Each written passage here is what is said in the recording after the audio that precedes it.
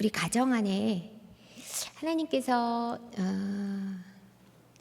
이렇게 하나님의 열매를 보시기 위해서 씨를 뿌리는 그 누군가를 기다리고 계시는다는 생각을 했어요. 그래서 우리가 우리 가정 안에 열매 그 씨를 뿌리기 위해서 이렇게 이 자리에 오신 우리 어머님들을 축복합니다. 저도 새 아이를 키우고 있는 엄마이기 때문에 엄마의 간절한 눈물이, 그리고 하나님을 향한 그 소망이 얼마나 애달고 또 간절하고 주님 앞에 원하는지 보게 됩니다. 오늘 불러주셨던 나의 원하고 바라고 기도합니다.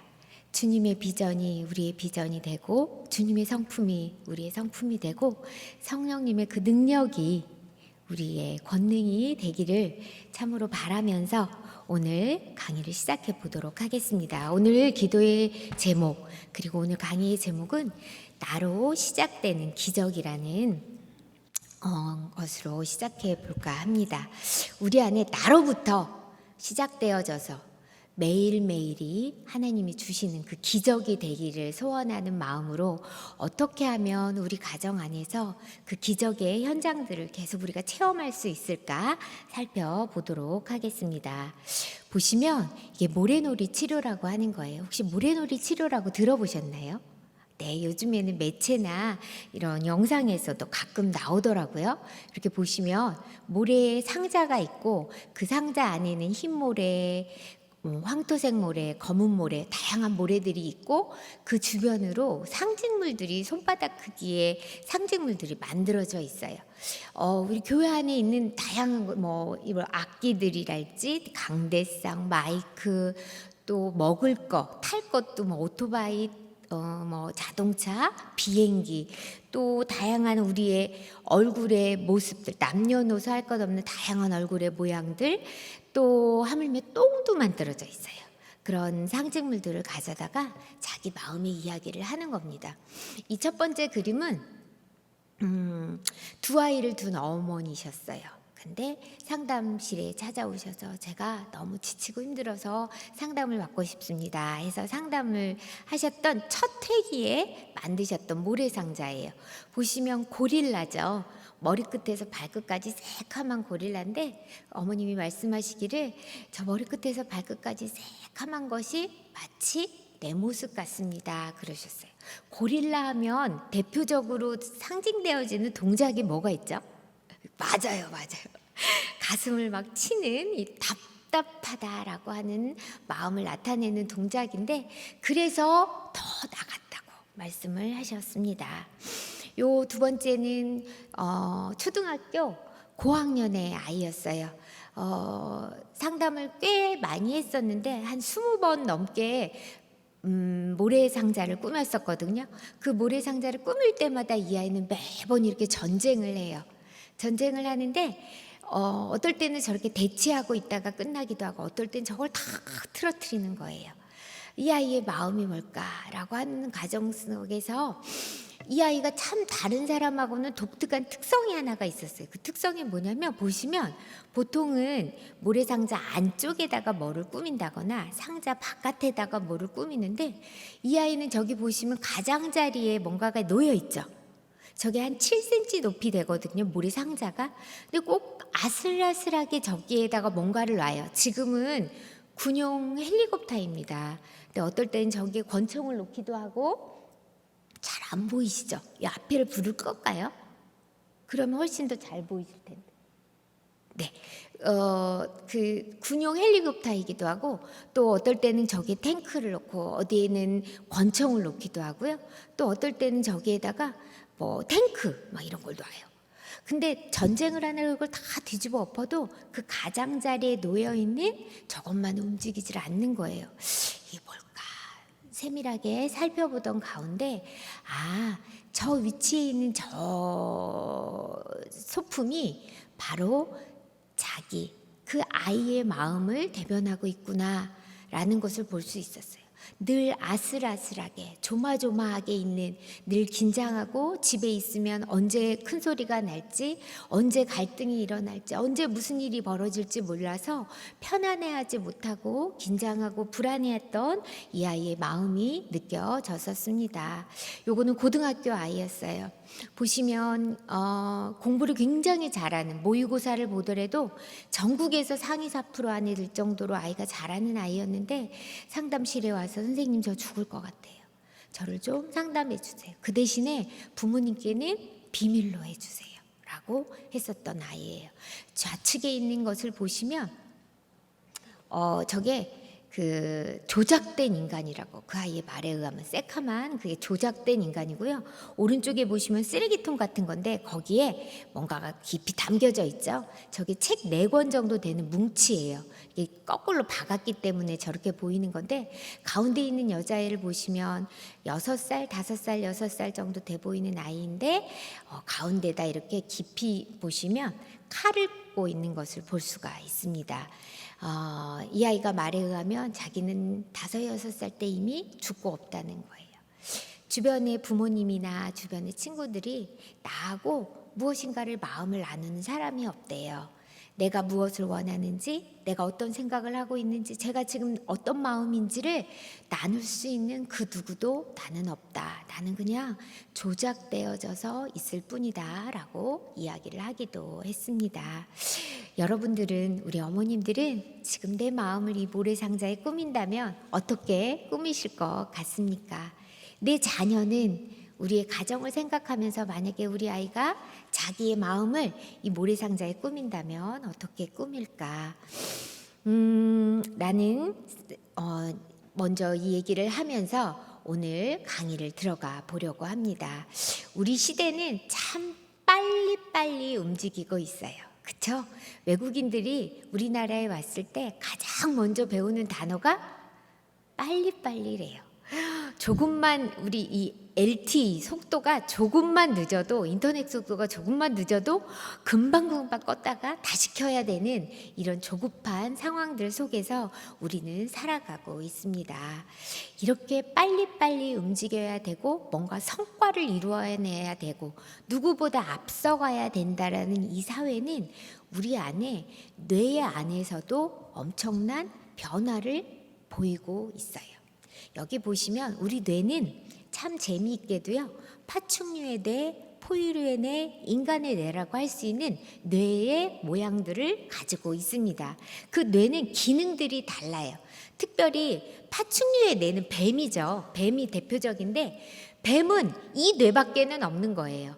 그런데 우리는 하나님께서 파충류의 뇌, 동물적인 뇌도 주셨지만 인간의 뇌를 주셨잖아요.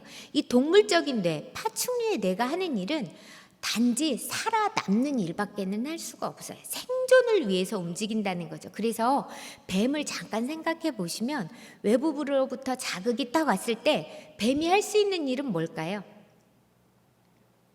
뱀이 할 수 있는 일은, 그죠? 대표적인 것 중에 독을 탁 쏘죠. 그렇죠? 싸움을 하는 거예요. 싸움을 해서 이겨내는, 투쟁하는 거죠. 그래서 독을 탁 쏜다거나 아니면 휙 도망가죠. 그래서 날아가 버린 거, 회피하는 거예요. 도망가는 거예요. 그래서 어려운 일을 당하거나 외부 자극으로 왔을 때는 적이다라고 생각을 하면서 도망가거나 독을 쏘거나 내지는 탁 얼어붙어요. 그게 동물적인 뇌가 할 수 있는 최고의 기능인 거예요. 우리도 외부로부터 공이 확 날라오면 어떻게 해요? 탁 쳐내거나 확 피하거나 얼어붙죠. 그 3가지의 일을 하는, 살아남기 위해서 투쟁하는 뇌는 바로 이 파충류의 뇌의 부분에 해당하는 것들을 하는 거예요. 그 파충류의 뇌 다음에 조금 더 발전하고 성숙된 뇌가 포유류의 뇌입니다. 거기 포유류의 뇌에서 우리가 감정이라고 하는 것을 경험해요.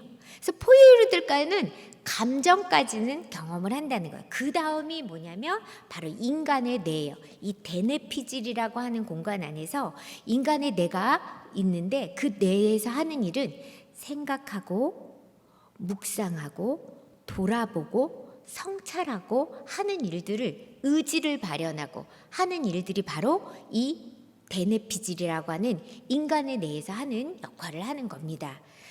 우리가 보시면 파충류의 뇌는요, 굉장히 발빠르게 움직일 수밖에 없어요. 왜? 살아남아야 하니까. 그래서 이 파충류의 뇌는요, 본능적인 일, 살아남기 위해서 하는 본능적인 일이기 때문에 인간의 뇌 안에서 아주 발빠르게 움직일 때 활성화가 되어지고, 살아남아야 된다, 적으로부터 이겨야 한다, 투쟁적인 상황이 될 때 막 활성화가 된다고 볼 수 있어요. 그런데 이 파충류의 뇌는 살아남아야 되는 뇌이기 때문에 하나님께서 이미 태어날 때 장착이 되어지는 뇌입니다. 보시면 외부 자극으로 올 때 파충류의 뇌 부분이 저기에서 만들어지는 거예요. 이제 활성화가 되는 거죠. 그래서 외부 자극이 오면 적이다 라고 생각을 해가지고 막 비상벨을 울리는 상황. 그래서 도망가거나 얼어붙거나 독을 써거나 하는 일들을 한다는 거예요. 파충류의 뇌가 막 활성화가 되면 될수록 삶을 늘 긴장하고 거칠어지고 불안해하고 공격적이 될 수밖에 없어요. 그런데 재밌는 것은 우리 안에 이런 파충류의 뇌뿐만 아니라 인간일 때 인간의 뇌를 주셨다고 했잖아요. 근데 이 두 가지의 뇌의 그 반응들은 동시에 일어날 수가 없어요. 그러니까 파충류의 뇌가 막 활성화되면서 인간의 뇌가 활성화될 수 없다는 거예요. 이 두 부분은 서로 상충적이에요. 그러니까 한쪽이 가라앉으면 한쪽이 올라가고 한쪽이 올라가면 한쪽이 가라앉을 수밖에 없다는 거예요. 근데 우리는 본능적으로 반응하는 뇌는 바로 이 파충류의 뇌이기 때문에 우리가 연습하거나 훈련하거나 의지를 다하여서 한쪽의 뇌를 활성화시키지 않으면 본능적인 뇌에 익숙할 수밖에 없어요. 왜? 태어날 때 이미 장착이 그쪽이 발달되게, 왜? 태어나자마자 엄마 젖을 빨아야 되고 거기서 살아남아야 되기 때문에 생존을 위한 본능이 움직일 수밖에 없다는 거죠. 그러면 그럴수록 이쪽의 뇌는 계속 활성화가 되는데 안정감을 느끼지 못하면 이 뇌는 계속 활성화가 되기 때문에 가라앉질 않아요. 이 뇌를 가라앉히는 방법은 화내지 좀 마. 빨리빨리 하지 마. 적이 아니야. 평안해. 라고 한다고 그래서 이쪽에 뇌가 가라앉는 게 아니라 이쪽에 뇌를 가라앉히려면 전략적으로 또 다른 뇌, 상충적인 이쪽의 인간의 뇌를 계속 활성화시켜야만 파충류의 뇌가 가라앉게 된다라는 거예요. 오늘은 제가 어떻게 하면 인간의 뇌의 부분인 이쪽의 뇌를 더 활성화시킬까? 라고 하는 것을 이야기하기 위해서 왔습니다. 대학원 과정 가운데 이 뇌에 대한 부분들을 이야기하다가 우리 학생들이 그 인간의 뇌의 부분, 대뇌피질의 부분을 이름을 짓기를 뭐라고 지었냐면요. 이곳이 바로 생명이 있는 공간이구나. 이곳이 지혜의 공간이구나. 토닥토닥이라고 하는 이름을 붙이기도 하고 시온의 대로, 생명의 대로다라고 해갖고 그 대뇌피질이 활성화되어지는 그 길을 시온의 대로다라고 이름을 누군가는 짓기도 했었습니다. 어떻게 하면 우리가 이 대뇌피질을 더 충분하게 연습해서 활성화시킬 수 있을까? 그것을 오늘 얘기해 보려고 합니다. 그 얘기를 하기 위해서 관계가 주는 의미, 그리고 오늘 주제인 의사소통이라는 게 뭔가, 그렇다면 의사소통을 어떻게 할 때 이 대뇌피질이 그래서 인간의 뇌가 활성화될 수 있을까라고 하는 부분을 좀 살펴보기로 하겠습니다. 우리는 수많은 관계를 가지고 살아가고 있어요. 그렇죠? 생각해보면 어떤 관계 있나요? 어떤 관계 있으세요? 여러분들 표정이 아니 그 앞에 다 써있고만 뭘 물어봐요 이러시는 것 같아요. 맞아요. 부부관계, 부모자녀 관계, 형제관계, 친구관계, 우리 구역 식구들 관계, 이웃과의 관계, 또 동료와의 관계, 그리고 나 자신과의 관계, 그리고 이 모든 것을 포함하는 하나님과의 관계. 관계라고 하는 틈바구니 속에서 우리는 살아가고 태어났습니다. 사실 우리가 태어난 것을 생각해 보면요, 관계하지 않고 태어난 인간이 아무도 없어요. 하나님도 우리를 창조하실 때 나의 형상대로 빚으셨다라고 말씀하시고 우리에게 능력을 부여 생육하고 번성하고 땅을 정복하라라고 하는 명령을 주시면서 우리는 하나님과의 관계에서 이미 시작이 됐다는 거예요. 그리고서 신약을 보면 예수님의 족보가 뭐예요? 신약의 처음이 낳고예요. 우리는 계속적인 관계 안에서 살아가요. 이 관계가 주는 의미가 뭘까? 굉장히 신비한 의미가 관계 속에 포함되어 있습니다. 아이를 생각해 보시면 아이가 태어날 때 내가 누구인가? 이 세상은 어떤 곳인가? 알고 태어난 아이가 있을까요? 알고 태어난 아이가 있어요? 없어요. 내가 누구인지 여러분들한테 한번 묻고 싶어요. 여러분들이 사는 세상은 어떤 곳인가요?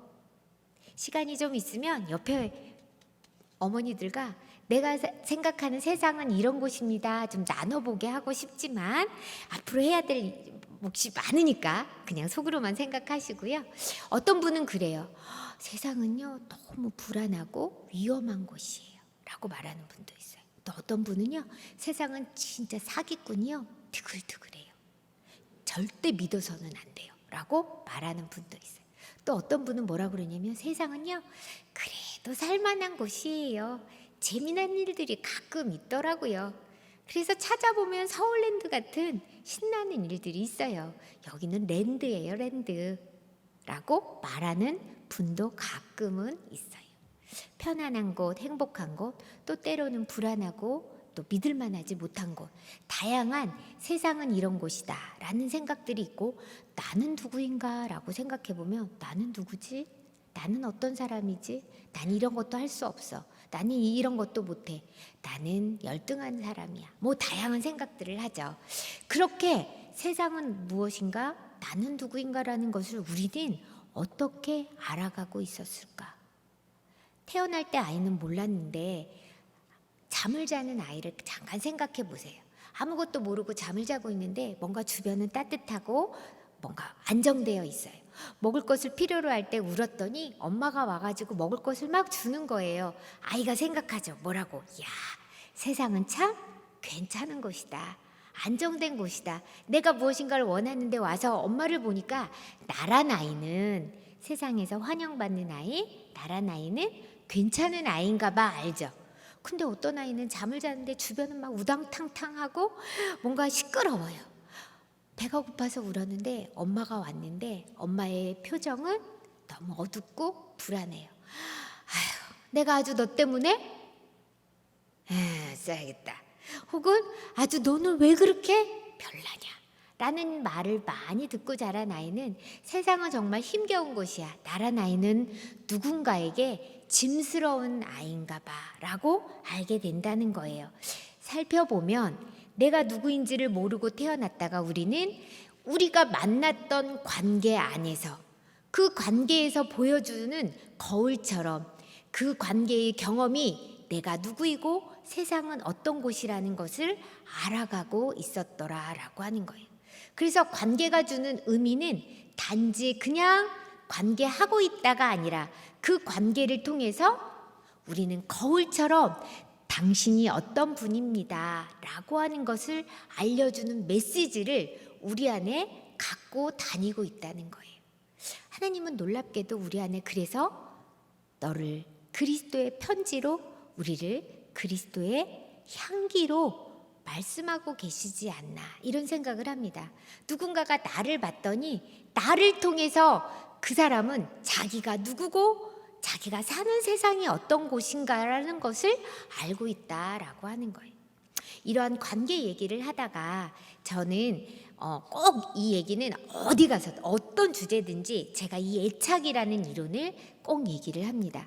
여러분들도 많이 들어보셨을 텐데 제가 상담 쪽에 공부한 지가 20년 정도 되는 것 같아요. 상담한 지도 저희 학교에만 10년이 넘게 있었는데 이 과정을 하면서 만약에 누군가가 이렇게 상담 심리 이론을 봤을 때 선생님은 어떤 이론이 제일 중요합니까? 라고 말한다면 저는 서슴없이 이 애착이라는 이론을 얘기할 것 같아요. 애착은 무슨 말이냐면 학문적인 용어로 보면 양육자와 그 영아 간에 경험하는 정서적인 친밀감을 애착이라고 합니다. 그런데 이 애착 안에는 굉장히 중요한 뜻이, 의미가 살아 있어요. 그 의미를 알기 위해서 잠깐 이 영상을 좀 보여드리도록 하겠습니다. 에인 스워스는 12개월에서 18개월 된 아이와 엄마의 애착의 질을 측정하기 위해서 낯선 상황 실험을 고안했다. 그 정서적인 친밀감을 먼저 장난감을 놓아둔 낯선 방에 아이를 엄마와 함께 들여보낸 뒤 아이가 장난감을 가지고 노는지 관찰한다.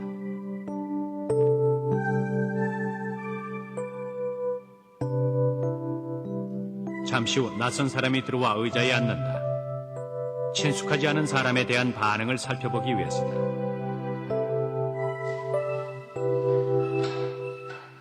낯선 사람이 아이에게 접근할 때 엄마는 조용히 방을 나간다.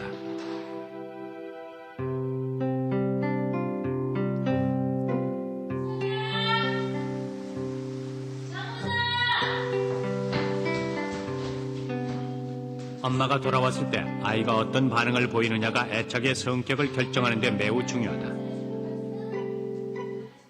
낯선 상황 실험은 엄마와의 분리 및 재회 상황에서 아이가 보이는 행동을 통해 애착 관계를 측정합니다. 안정 애착 아이는 낯선 상황에서 어떤 반응을 보일까? 우석이는 엄마 곁에서 장난감을 가지고 논다. 엄마를 안전기지 삼아 낯선 상황을 탐색하는 것이다.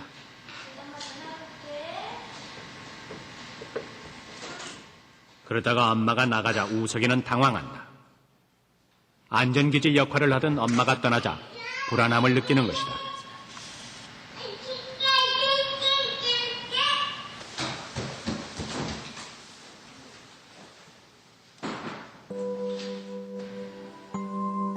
하지만 엄마가 돌아와 안아주자 위로를 받고 곧 안정을 되찾는다.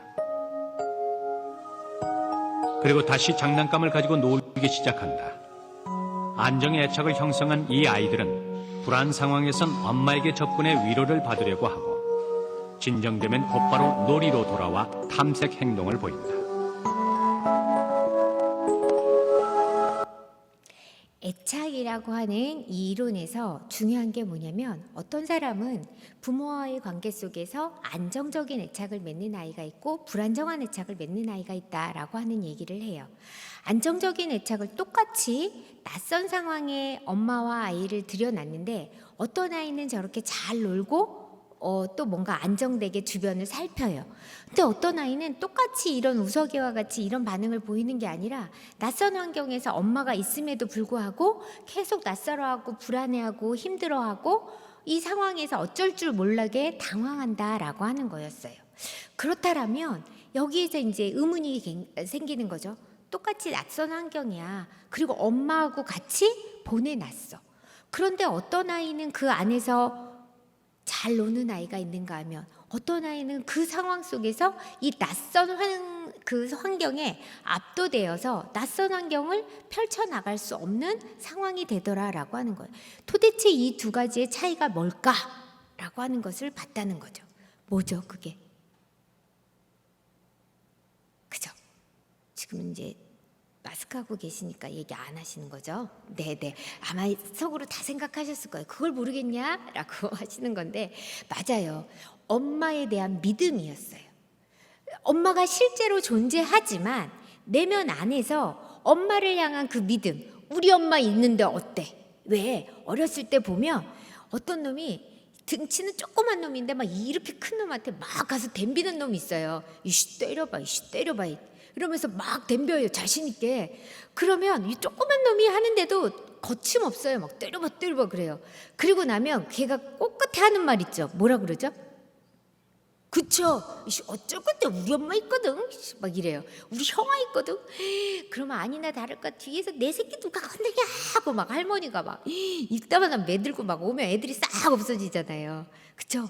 든든한 내면에 든든한 이 안전기지, 애착이 주는 굉장히 중요한 특징이 되어지는 두 가지의 이론의 메시지가 있어요. 첫 번째 뭐냐면 우리는 관계에 의해서 태어났고 관계에 의해서 살아가기 때문에 우리는 모두 다가 안전기지를 필요로 한다라고 하는 거예요.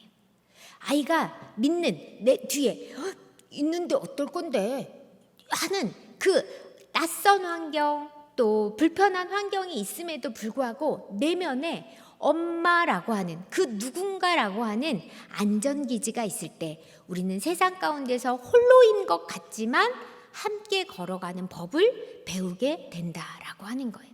그 함께라고 하는 것, 보이지 않지만 엄마가 어딘가에 있어서 나에게 심리적 그 지원을 해주고 있다라고 하는 것을 아는 힘이 바로 애착이라고 하는 거예요. 그러면서 애착 이론들은 얘기하죠. 한 사람 안에 내면으로 심리적인 기자가 되어지는 한두 명의 안전기지가 있는 사람은 아무리 중간에 가다가 넘어질지라도 절대로 흔들림 없이 또 다시 일어나서 삶을 포기하지 않는다라고 하는 거였어요. 여기에서 한번 묻고 싶습니다. 우리 어머님들 안에는 안전기지가 되어지는 한두 명의 그 누군가가 있으십니까? 또 거꾸로 생각해 봤을 때 내 아이는 혹은 누군가는 나라는 사람을 자기 안에 안전기지로 생각하고 있을까?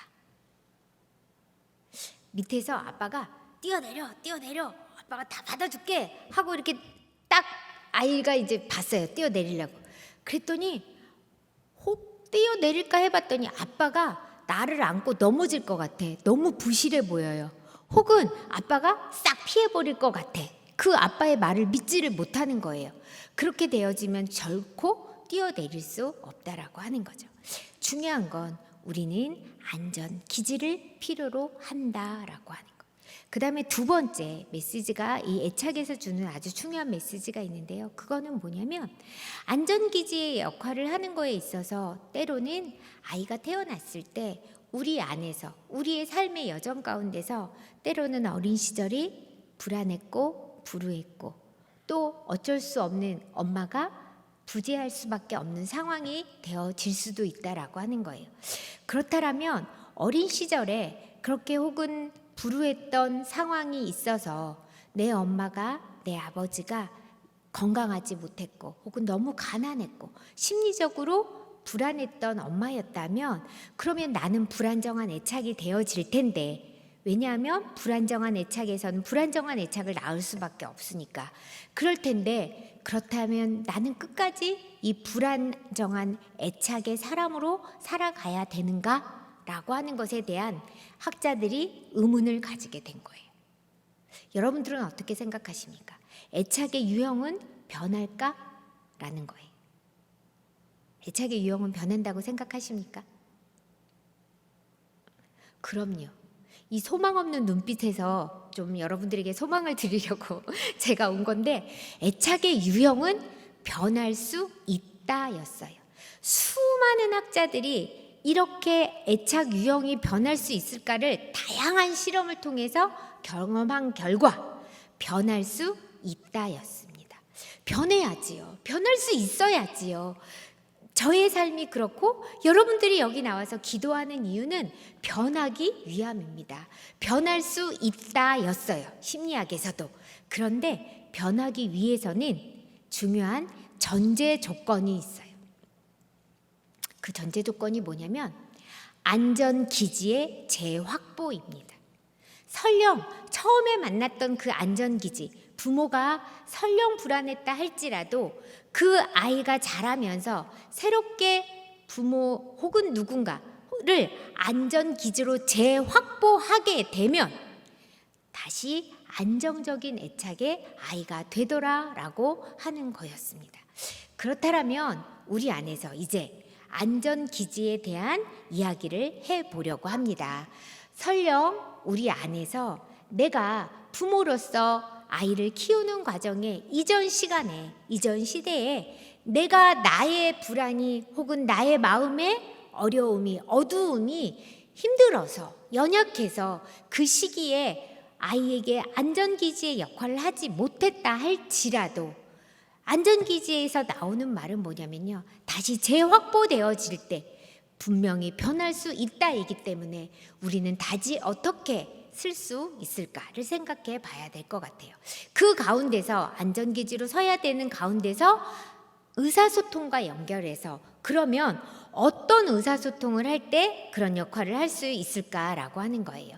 의사소통이라는 개념에서 일단 이 개념을 먼저 여러분들과 좀 나누고 싶은데요. 의사소통은 보통 우리가 말이 오고 가는 것, 소통을 하는 것이라고만 생각을 할 수 있어요.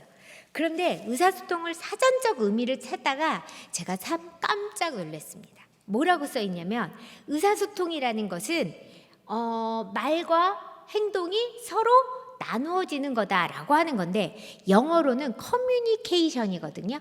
근데 그 어원이 커뮤니케어라는 데서 왔대요.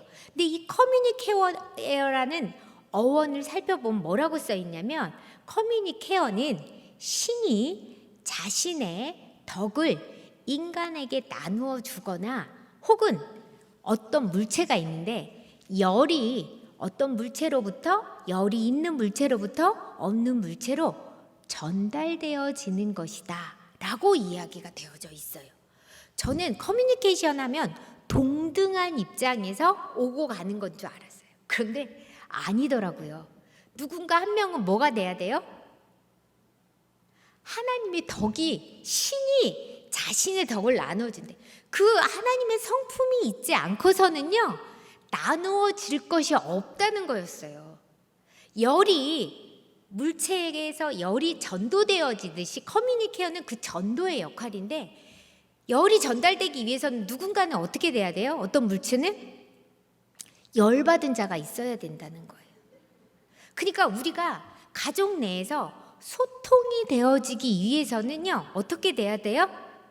한 사람은 누군가는 열받은 자가 있어요. 성령님의 능력이 나의 능력이 되고 내가 결단코 하나님의 성품이 그러니까 우리 안에서 뭔가 교류되어져. 소통이라고 하는 건요 소통이 없으면 그것은 죽는 거예요. 내 몸을 생각해 보세요. 우리 몸이 계속 소통되어지고 있죠. 산소가 들어가고 이산화탄소가 나가고 피가 계속 소통되어지고 있다는 거예요. 변기 딱 막혀 보세요. 끝난 거예요. 그렇죠? 소통되어졌다는 건 생명이 흘러다니고 있다는 거하고 같은 얘기예요. 가족 안에서 소통이 없다? 이미 그 가정 안에는 생명이 일어나고 있지 않은 거예요. 그런데 그 안에서 소통되어지기 위해서는 누군가 한 사람이 열을 받아야 되고 누군가 한 사람은 그 안에서 성품을 가지고 있을 때에 생명이 흘러다닐 수 있다는 거예요. 그래서 우리 어머님들이 오늘 뭐 하기 위해서 오신 거예요? 열받기 위해서 오신 거예요. 열받기 위해서. 내가 열이 없으면 우리 가정 안에서 소통되어질 수 없기 때문에 이 영상까지 가기에는 너무 무리일 것 같습니다. 이 과정은 뭐냐면 부부가 아주 격렬하게 싸움이 불소통되어지는 현장을 그리고 그 다음 현장은 아들과 엄마가 불소통되어지는 현장을 보여드리려고 했는데요. 여기에서 이 소통되어지는 과정을 차라리 보여드리는 것이 그러면 어떻게 할 때에 이 생명의 공간이 열리고 소통이 이루어질 수 있는 그 포인트가 되는지 잠깐 보여드리도록 하겠습니다.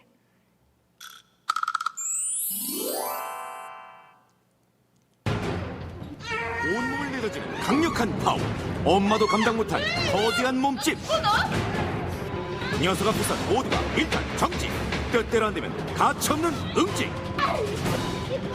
물불 안 가리고 덤벼드는 무법자. 동생 때리고 괴롭히는 건 일상 다반사. 형한 두도 밀어붙이는 불도저급 보스. 입만 열면 쏟아지는 무시무시한 욕설. 온몸으로 뿜어내는 위압적인 기세. 대선주기도 닥쳐온 아찔한 위기.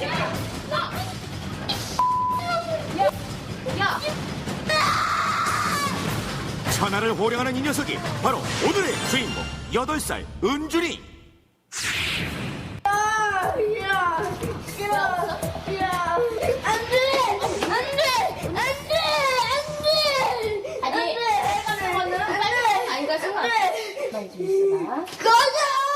꺼지면 누가 머리 감겨? 내가 그렇게 이거를 왜? 너 누나 차갑다고 미친. 알았어. 좀 나온다 너무. 아파. 그렇게 널 지금 하려고 그랬냐고. 우리 지금 얼마 만에 갖는 거예요? 2주 넘었어요. 거의 2주 됐어요. 2주. 꺼져. 욕 안 하게 생겼네. 욕 안 해. 딴 꺼져. 애들은 울기도 해. 꺼져. 아이고 힘들네. 정말 힘드네. 내가 너 때문에 더 힘들어. 깜짝이야. 카메라가 동네북입니까? 이쁘네. 이쁜 냄새 나고. 잘 갔다 아들 흥분하지 말고 눈치가고 좋잖아.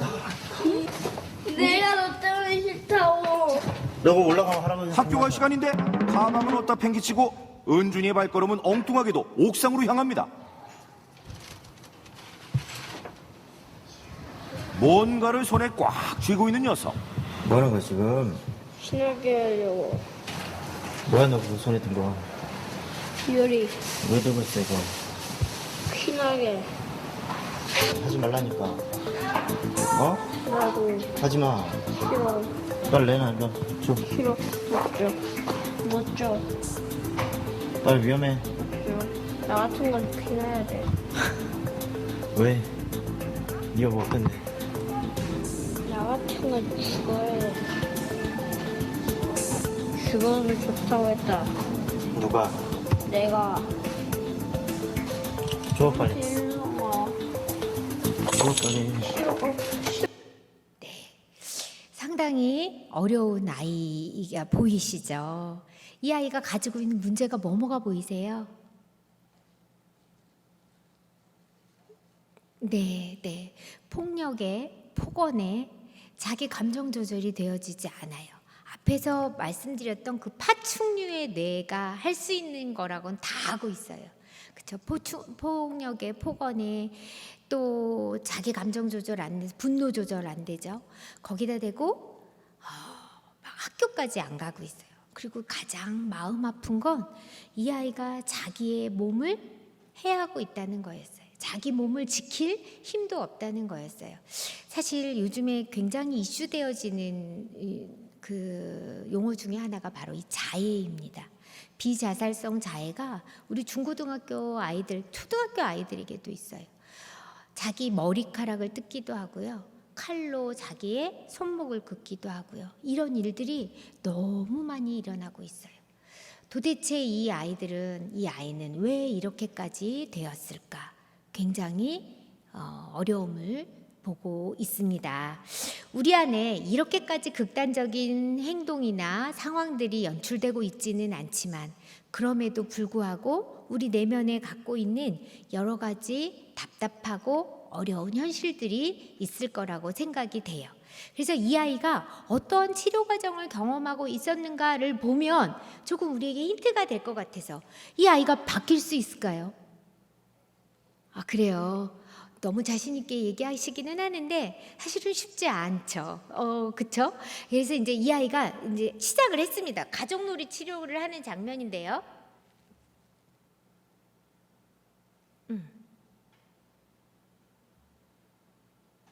가족놀이 치료를 하는 장면인데 가족놀이 치료를 하는 도중에 이 아이가 박차고 나가버려요. 내가 왜 이딴 거를 하냐고 막 해가지고 뛰쳐나가버리면서 결국은 이 아이가 할 수 있는 일이 없게 돼요. 그래서 뭐 3, 4회기 하다가 첫 번째였던 것들이 이제 그 실패로 돌아가고 두 번째 했던 게 드라마 치료였어요. 드라마 치료는 그 아이가 가지고 있는 모습 속에서 우리가 좀 자기 안에 있는 그 마음의 어려움들을 빗대어서 볼 수 있도록 하도록 했었는데, 네가 얼마나 어려움을 당하고 있는지 여기에다 보여줄게 해가지고 연극 치료를 하면서 보게 했었던 거였거든요. 근데 갑자기 그 아이가 그 연극의 장면을 보다가 확 화를 내는 거예요. 이딴 것을 왜 하냐고, 이딴 것을 왜 하냐고 라고 하면서 이거는 안 하는 거였다고, 처음부터 안 하는 거였다고 해서 이 아이를 치료하려고 들어갔지만 다 모든 게 무산되고 허상으로 되어질 수밖에 없게 되어졌습니다. 그래서 그러면 이 아이를 어떻게 해야 될까? 그래서 이 아이를 치료하려고 하던 카메라와 렌즈를 엄마 쪽으로 옮겼어요. 엄마 쪽으로 옮겨서 이 엄마가 얼마나 아이에 대해서 잘 알고 있는가를 살펴보다가 보니까 엄마가 이 아이에 대해서 너무 모르는 거예요. 아이가 무엇을 좋아하는지를 쓰게 했더니 이 아이는 실제로 엄마를 썼어요. 그런데 엄마는 이 아이가 뭐 피자였던가 뭔가를 좋아한다고 쓴 거예요. 그렇게 너무나 동상이몽을 하고 있었던 부모 자녀 관계를 보면서 이제 엄마를 살펴보게 됐어요. 도대체 엄마가 왜 이렇게 아이에 대해서 모르지? 라고 하는 것을 보다 보니까 어머니 안에서 아주 크게 두 가지의 문제점을 발견하게 된 거예요.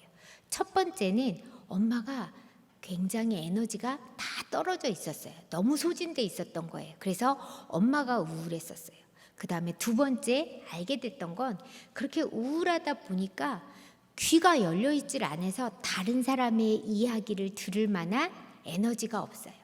겨우 엄마 역할을 하는 게 뭐냐면 빨리 씻기고 재우고 입히고 학교 보내고 빨리빨리 무엇인가 집안일을 해야 되는 것, 그것을 위해서 하느라고 그 나머지 에너지 안에서 아이의 이야기를 들을 만한 귀가 열려있지 않았던 거예요. 그래서 아이에게 엄마에게 듣기 연습을 시켰는데 이 장면이 바로 이제 듣기 연습이 되어지는 장면입니다. 이거에 대해서 잠깐 보여드리도록 할게요. 아이고.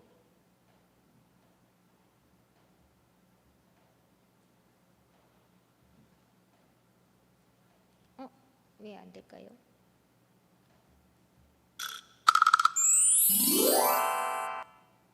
이게 넘어가는군요. 듣기 연습을 시키는 장면인데 그 장면에서 엄마가 이제 먼저 들어라.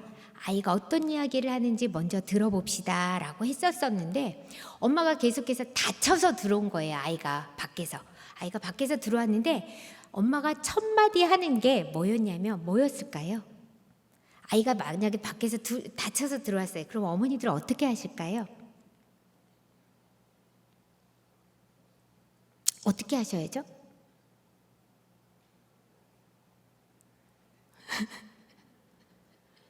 네네네. 아이고 어쩌다 다쳤어. 아이고 아팠겠다 라고 하는 게 보통이죠. 근데 엄마가 아이를 딱 보자마자 뭐라 할게요? 너 내가 나가지 말라 그랬지 라든가 아니면 빨리빨리 손 씻어. 이게 뭐니? 라고 했던 거예요. 그러니까 이제 아이가 빨리 손 씻어 라고 하니까 아이가 하는 말이 아니야 나 지금 밖에 빨리 나가봐야 돼. 그러니까 너 또 엄마 말 안 듣는구나. 엄마가 나가지 말랬는데 너 나가더니 이렇게 다치고 왔잖아. 아니야 엄마 나 급하단 말이야 라고 이야기를 하는데 이 아이가 끝까지 거기에서 뭐라 그래요? 엄마는 그 말을 듣질 않아요. 엄마 나 지금 빨리 반창고 붙이고 나가봐야 된다라고 하는데도 불구하고 엄마는 지속적으로 하는 말이 뭐냐면 손 씻으라고 했다. 손 씻으라고 했지. 그리고 여름에는 반창고는 안 되는 거야 라고 얘기하다 보니까 더 점점 계속해서 말이 과해지고 격해지고 이렇게 되어지는 거예요. 그러면서 아이 안에 이제 엄마가 협박합니다. 너 이러면 엄마가 용돈 주지 않을 거야. 너 이러면 3일 동안 간식 없어. 너 이렇게 엄마한테 소리쳤기 때문에 이제 외출 금지야. 라고 하는 것으로 협박으로 들어가고 있는 형태를 볼 수 있어요. 여기에서 우리가 의사소통의 전략 중에는 상당히 다양한 의사소통의 이야기들을 많이 해볼 수 있는데 그 의사소통의 기술 중에서 오늘은 여러분과 함께 딱 하나만 말씀드리고 나가려고 합니다. 그게 뭐냐면 모름의 기술이라고 하는 거예요. 모름의 기술은 뭐냐면 나는 이 문을 들어오기 전에 그 아이가 무슨 일이 있었는지 모르잖아요. 그쵸? 이 아이가 어떤 상황이었냐면 밖에서 야구를 하다가 안타를 탁 치고 일루에 가서 슬라이딩을 했던 거예요. 그리고 무릎이 다쳤어요. 애들한테 뭐라 그랬겠어요? 야, 나 얼른 가서 반창고 붙이고 올 테니까 너 내 여기에서 1점 못하면 죽는다. 알았지? 우리가 이겨야 돼. 하고 막 달려갔는데 엄마가 어떤 상황인지 들을 생각이 없어요. 뭐예요? 빨리 손 씻어. 그리고 여름에 반창고는 안 돼. 이젠 나가면 안 돼. 라고 하는 것만 엄마의 생각만 계속 얘기하고 있었던 거예요. 이때 잠깐 어떤 상황인지 모르잖아요. 아이가 그렇게 밖에 나가려고 한다면 멈추고 잠깐만 멈추고 물어보는 거예요. 아니 왜 그렇게 밖에 나가려고 하는 건데 뭐가 그렇게 급한 건데 라고 물어볼 수 있잖아요. 그런데 절대 나가지를 않아요. 그래서 우리는 모른다는 거예요. 이 문 밖에서 어떤 일이 있었는지 어떤 어려움이 있었는지 남편이 밖에 나갔다 와서 갑자기 가방을 확 던지면서 나 회사 다 그만둘 거야 라고 말해요. 또 아이가 밖에서 나왔는데 갑자기 학교 갔다 와서는요 욕을 하면서 누구 뭐 XXX 하면서 누구 욕을 하고 선생님을 막 욕해요. 그러면 어머니들이 하시는 얘기는 어디서 이렇게 나쁜 말을 쓰고 있어? 아무리 화가 나도 그러면 안 되지 라든가 남편이 다 그만둘 거야 하면 여보 당신 힘든 거 알겠는데 나도 너무 힘들어 부터 시작해서 지금 우리 형편을 아는 거야 모르는 거야. 세상 당신만 힘든 게 아니고 다 옆집 아저씨도 힘들고 모든 우리 대한민국 사람들이 다 힘들거든. 좀 참어 라고 이야기하고 싶어요. 또 시작됐다 라고 할 때가 너무나 많이 있어요. 사실은 남편이 우리 가정의 형편을 모르는 것도 아니고 아이가 바른 말을 써야 되는 걸 모르는 것도 아니에요. 그런데 밖에서 어땠어요? 너무나 힘겹고 너무나 아팠고 너무나 모욕적이었고 너무나 버거워서 그나마 안전하다고 생각하는 여기 와서 그 감정을 좀 풀어내고 싶었던 거예요. 잠깐 멈추어서 내 안에 이런 마음이 있어 라고 하는 것을 풀어내고 싶었는데 이제 우리 안에서 그것을 받아줄 힘이 없다라고 하는 것입니다. 안정감을 확보하는 것. 밖에서 자극이 들어왔을 때 그 자극에 대해서 반응하는 거에 있어서 동물은 곧바로 반응할 수 있어요. 그러나 인간은 너무나 유명한 빅터 플랭클이라고 하는 학자가 뭐라고 얘기를 했냐면 자극과 반응 사이에 반응할 수 있는 공간은 우리 인간에게 주어져 있다라고 하는 거예요. 어떤 자극이 들어왔지만 거기에서 멈추어서 생각해 볼 수 있는 것이 인간이다라고 하는 것입니다. 우리 안에 소통되어질 수 있는 기적은 한 사람 안에서 잠깐 멈추고 내가 모르니 이 상황을 들어보겠다라고 하는 데서 시작된다라고 하는 것입니다. 우리 안에 충분히 안에서 이 엄마가 고백해요. 내가 우울한데 내가 힘이 없는데 어떻게 이야기를 듣습니까? 라고 하는 고백을 하는 엄마를 보게 됩니다. 우리 안에 멈추어서 내 마음이 어떤 거니? 네 마음은 어떤 거니? 라고 들어볼 수 있었으면 좋겠는데 이 어머니의 고백을 한번 아이가 먼저 불쌍하다는 들어보도록 얘기가 할게요. 너무 화가 나는 거예요. 아이가 왜 불쌍해? 아이와의 갈등이 일상화되어서일까 엄마는 아이의 고통을 느끼지 못하는데 그런 엄마에게 심리검사 실시. 은준이 엄마 자체가 감정 발달이 잘 안 되신 분입니다. 감정 부전이라고 합니다. 감정을 잘 못 느끼는 걸 의미합니다. 은준이가 어땠을 거라든가 이런 거에 대해서 충분히 공감하고 이해하고 표현하는 것을 어려워하시는 분입니다.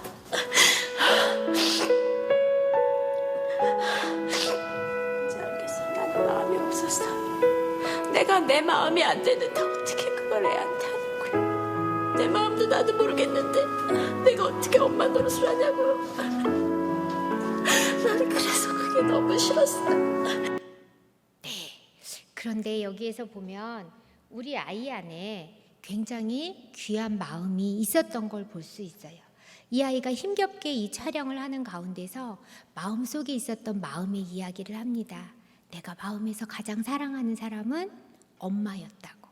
그리고 내 마음에서 가장 하고 싶은 말은 뭐였냐면 엄마에게 사과하고 싶다는 말이었어요. 우리 안에 안전기지로 서기 위해서는 누군가의 이야기를 잠깐 멈추어서 들어봐야죠. 지금 네 마음이 어떠니? 어떤 상황에 대해서 해결하려고 가기 전에 빨리 손을 씻기고 빨리 그 상처를 소독하려고 하기 전에 일단 들어보는 거예요. 네 마음이 어떠니? 지금 어떤 상황인 거야? 그래서 너는 어떤 것을 원하는 거니? 들어볼 수 있는 엄마가 되었으면 좋겠습니다. 그런데 이렇게 듣기 위해서는 내가 내 마음의 고백을 해내어지는 곳에서부터 시작되어질 수 있다라고 하는 거예요.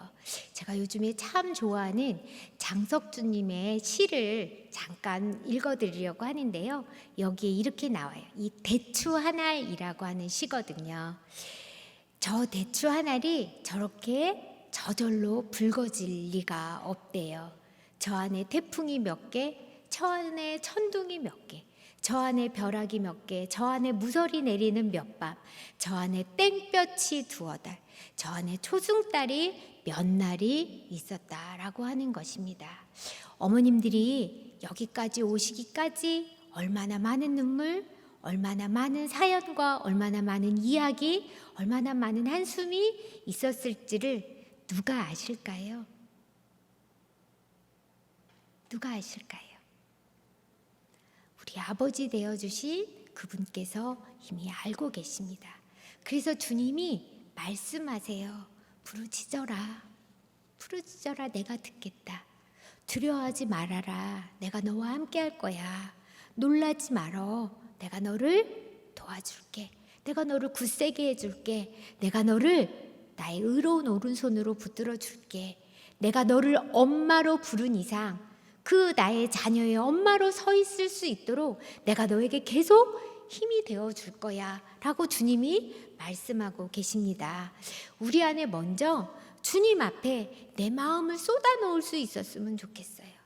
네 마음이 어떠니? 라고 누군가의 내 자녀의 이야기를 듣기 이전에 내가 내 마음에게 물어보세요. 지금 네 마음은 어떤 거니? 지금 너는 어떤 상황인 거야? 그래서 네가 원하는 건 무엇인데? 라고 하는 것을 묻고 그 물음을 가지고 주님 앞에 듣고자 너무너무 듣고자 우리에게 내가 귀를 기울여서 너와 함께하고 있어. 내게 와서 다 쏟아내라고 말씀하시는 그 주님 앞으로 나오셔서 주님 내 마음이 이래요.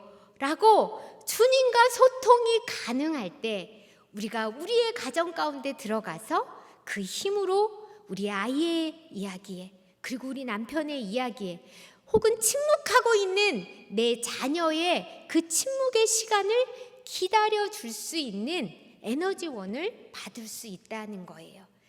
소통하기 위해서는 내가 누군가와 소통하고 있어야 되는데 그 나의 산성이 되어주신 나의 반석이 되어주신 나의 힘이 되어 내 생명이 되어주신 그 예수 그리스도 앞에 나오셔서 매번 내 마음을 쏟아놓고 그 마음에 쏟아진 그 공간에 우리의 가족의 이야기를 들을 수 있는 우리가 될 수 있었으면 좋겠습니다.